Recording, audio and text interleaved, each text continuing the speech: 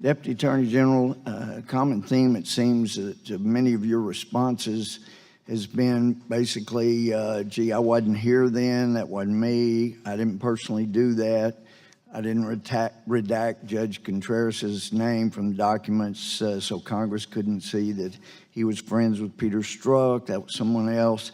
But you have added quite pointedly to Mr. Jordan that I am the Deputy Attorney General, and you certainly are. But the actions of your subordinates, which are all employees of the Department of Justice, aren't you vouching for those? Don't those people respond to you? Those people all ultimately report to me, yes, sir. And that would include when Bruce Orr's office was directly next to yours, I believe. Isn't that correct? And he worked for you? He worked in the Deputy Attorney General's office. I think it was a couple of doors down, but yes. Okay, a couple of doors down. Well, we're aware of some of the events that occurred before your confirmation as the Deputy Attorney General. However, some of your team members certainly were involved. So I want to ask, was Tashina Gohmert, your deputy, or Tricia Anderson involved in any stage of drafting, editing, or approving the 4 FISA applications to spy on Carter Page?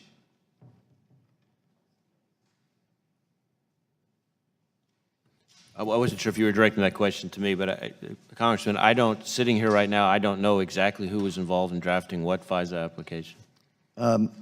So just to be clear, apparently, Director Wray, you have to answer for the Deputy Attorney General about FISA applications he signed?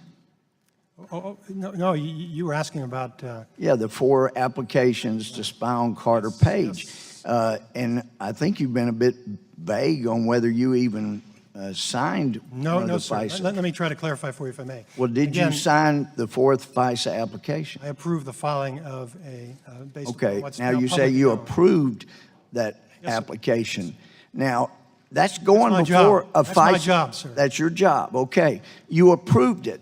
Well, when you approve a FISA application, in your mind, does that mean you should read it and understand what's part of it? You should certainly understand what's part of it, sir. But that, you're parsing words, so that doesn't mean you need to read it, in your opinion. Is that correct? It depends on the circumstances, sir, and... well, telling you, being a former felony state judge, yes. If I had somebody like you come before me and now it was revealed later that the guy that signed and approved an application for a warrant had not even read the application that would allow spying on somebody, I would look at everything he signed from then on with a jaundiced eye. And I'm telling you, I was a little concerned about even... Give me a chance to explain, sir? Well, you have. You've said no, I have not. Approve it.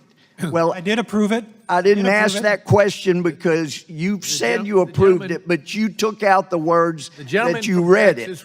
And so it is my time. Texas will suspend. I just want to make it clear to the Deputy Attorney General, you will be afforded a full opportunity to respond once his time has expired. If he wants to yield to you during that time. My time continued to run while the chairman took up some of my time. So you'll have that too. And actually, I was being interrupted. I did not have a question. I was taking the words that the Deputy Attorney General himself said. So, well, let me ask you about this. You said earlier Bruce Orr was not working on the Russia investigation. Let me ask you, here's my knowledge. To your knowledge, did you not know that Bruce Orr was meeting with Christopher Steele, getting the information about the dossier and supplying that information to the FBI at the same time his wife Nellie was working for Fusion GPS that was helping Hillary Clinton? Did you not know he was doing that for the FBI? Correct. You did not know that? Correct. Okay.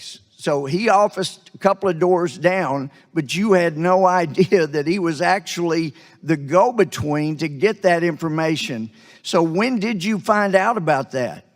So as I said, sir, the Inspector General is reviewing these FISAs, and I hope I have an opportunity to explain. Well, let me just say, you look at the deputy, look at the summary Mr. Horowitz said, we did not have confidence that Strzok's decision to prioritize Russia investigation over following up on the mid-year related investigation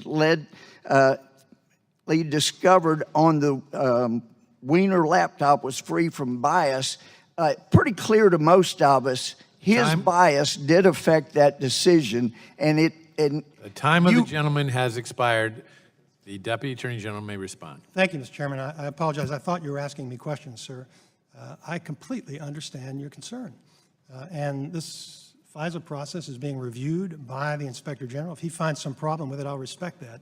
Now, we don't talk about FISAs. It's illegal for us to talk about FISAs. In this particular example, as a result of the Intelligence Committee, certain information was declassified, and so I'm comfortable talking about that. You have to understand in context, sir, that the department had made the decision to disclose the existence of a FISA to the House and Senate before I got there. Now, what I signed was what's called a renewal application. Already been approved 3 different times by a federal judge. It was signed under oath by an FBI agent who attested that it was true and correct. Now, if he was wrong, we'll hold him accountable. But let's allow the process to conclude before we jump to conclusions about that. Because I assure you, sir, I'll be just as offended as you if I find there was some incorrect information in that application.